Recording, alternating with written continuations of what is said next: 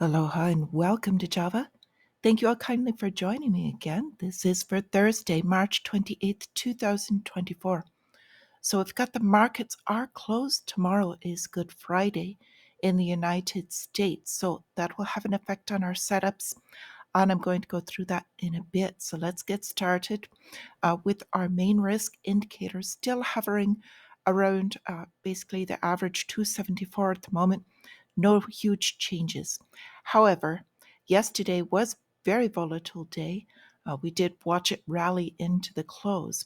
However, we've got the relative strength of the dollar and the 10-year yield both came up significantly. So the kind of in areas where generally the stock market does not like it, we may see that pressure today a little bit later. At the moment, it's looking a bit green for the stocks, but we've also got the volatility index is up, as well as oil and gold. Gold now at 22.33 per ounce. So showing a bit of the safety play and fear trade pushing that price up. So we've got futures are in the red, a bit mixed, showing a different story. And that's why I say we're probably looking at changing the setup toward the later half of today. Right now, we've got extreme greed has come up since yesterday.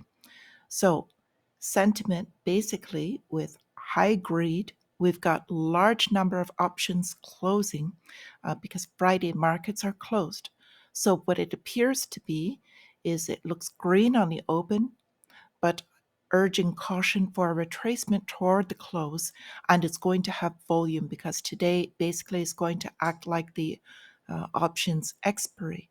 There is over $1 billion in options that are set to close in cryptocurrency market alone. So could watch that. Cryptocurrency, however, is 24/7 market, unlike the United States Stock Exchange. So keeping that in mind, we're going to go through a few things.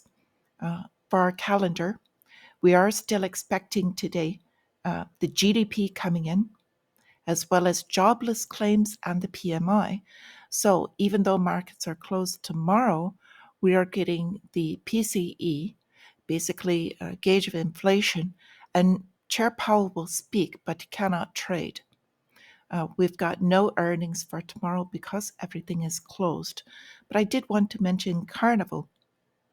So Carnival Cruise Lines basically saying it's a dumpster fire, not just on top of what happened with earnings net outlook, but also because they had an actual fire, not to mention the unfortunate bridge collapse also will be hindering their operations for the next few days. So they came out saying basically that's going to harm their profits quite a bit. I believe they were looking at somewhere in the realm of $10 million. So it's going to hurt them for a bit here. So going over what's going on in the larger picture, US stock market hit another record high. They did have that correction for a couple of days, but right back up into the green. We've got JP Morgan giving a warning that they could crack at any moment. They are teetering on that high. It is what we call a crack up boom.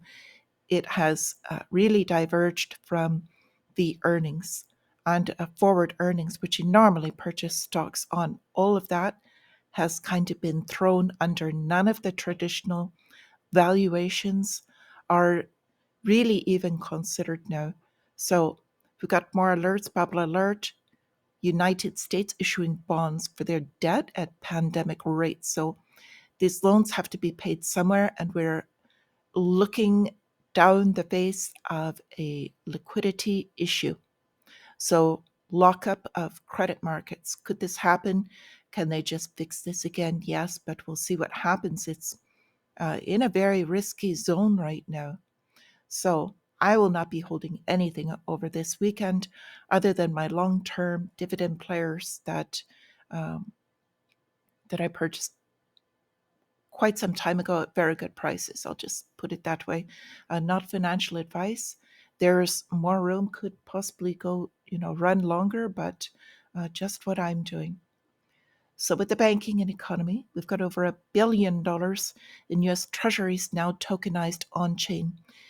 In progress now, tokenization of everything. I expect the usefulness of a long 3-day weekend going into what has happened, and also a major religious holiday. Things are very primed to happen. We'll see what goes on. So, former Fed officials talking about liquidity also. They do need to do something to prevent the next Silicon Valley Bank. Uh, Basically, their liquidity coverage, they're realizing the weakness. I am only surprised that they're putting this out officially prior to it actually happening, because it's almost inevitable at this point. So, and also, as we've been speaking about, especially if you're new here, it's by design. This is the way the system is actually designed. It's just a question of timing. So I wanted to bring this up shortly because we tried to bring up commodities, which is where the movement is heading. We've got copper smelters moving closer to a possible 10% production cut. So that's going to be positive for copper. We've watched cocoa go through the roof, and we're going to be watching other commodities as well taking this swing. So moving into Bitcoin in particular, Larry Fink, appropriately named, BlackRock CEO, very bullish on Bitcoin. His ETF has just made him tremendously wealthy as well. $17 billion that has poured into that. Why? A lot of this is the large money is now, since the ETFs are approved, they can now invest in these pension funds or have very tight rules, and they cannot invest in cryptocurrency or any of these products until they are approved. So with this, $17 billion inflows to his fund. So just on another note, we've got a property firm, Adler, looking to sell assets at up to a 47% discount. So this is the real estate riddled with issues still. We haven't even seen the beginning of the property tax harm that is coming in. So we're going to watch more correction from that as well. So how are larger companies dealing with this? Well, Amazon, I think, is a perfect example. So there was a leaked document, but really we know this is coming anyway. They're expecting to save $1.3 billion by slashing office vacancies, because people are now doing more remote work than ever before, and terminating their office leases early.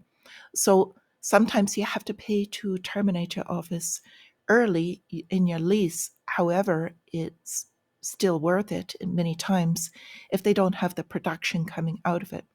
So $1.3 billion by doing this over the next 3 to 5 years, letting their natural lease expirations take place.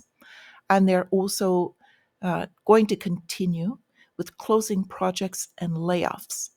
So, this being said, their larger growth is going to be in their Amazon Web Services, and they are growing in those sectors. So, going forward, we've got this going on. California businesses getting hit with record number of lawsuits, and they're also getting hit with exit taxes. Personally, my only question is, why are they not gone already? It's not a good business environment. So globally, we've still got Germany having a grim diagnosis for their economy. Well, we already knew this. It's been going on for some time, but they're finally admitting this in public. Along with this, we've got the largest foreign holder of US debt revealed. Now, this is really interesting because it's Japan. So, this was actually could have been a brilliant move on their part, that they've been on a buying spree. They boosted their treasuries. So, basically, by purchasing the treasuries, giving off their dollars, purchasing the debt. Now, when they hike their interest rates, it should have strengthened the yen. That would have basically translated to huge savings to them to buy back the dollars. However, that hasn't quite worked out yet. They may be holding for this time. So we've been watching Japan because this is possibly a major catalyst. So in news, we've got Macron again, France making a nuclear offer to, in this case, BRICS nation, it's Brazil. So offering nuclear powered submarine, and he's kind of cozying up to some very interesting partners. We're watching these different world influences and partnerships change. So we've got Iran now coming out a little more forthcoming, China building ties, not just with influencers socially, but also economically and their trade. So becoming huge for them, they have been supplying them with oil and energy. So a couple of other things I wanted to go over with you. We've got the United Nations is relocating bulk of their staff from New York, out of New York, into Nairobi. So looking at why this would happen, there's always stories behind it. I'll cover that more in a bit, possibly on Substack or in the Discord. So because I think there's a lot more to that story. And a short one from Vladimir Putin saying there are no unfriendly nations for Russia, only unfriendly elites.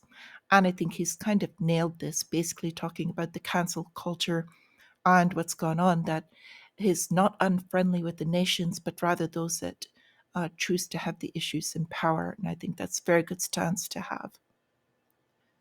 So a couple of lava updates. Uh, First one, this came up. So this is an RFID ring. You can program it. It's got a chip in it, and I think this is heading towards other things. This chip is small enough that it can be embedded, and the capabilities are vast. So it's basically works as an ID chip. And they've had these out for some time. I've got one because I like to play with these things and see what the capabilities are for myself. Anyway, going on with that, we've also got a US state. This is Kansas City, has an underground city. 1,600 people go to work, and this is kind of something maybe moving towards. I just thought I would bring this up in case you would like to read about it. So with that, got to get to the markets. Please like if you haven't yet. I appreciate everybody being here. If you have any comments, anything you would like for me to cover, please leave them below. I appreciate you all so much. Wish you a green trading day in general. And until I see you again, stay free.